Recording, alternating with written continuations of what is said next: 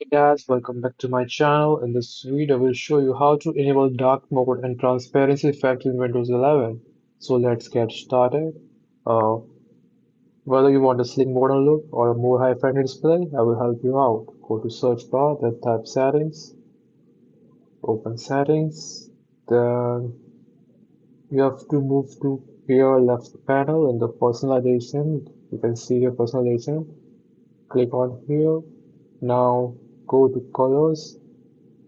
Tap on colors. Now you can see the choose your mode, change the colors that appear in the windows or your apps. As you can see this feature here, you you have three feature here, dark and custom. Choose your mode drop down to enable dark mode. Simply click on the drop down and choose the dark.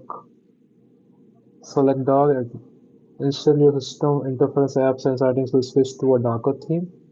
Now uh, you can also customize it by choosing your choose a Windows color. If you want a light, it will give a taskbar a light color and choose the default app mode, dark. It will darken your screen as you can see here.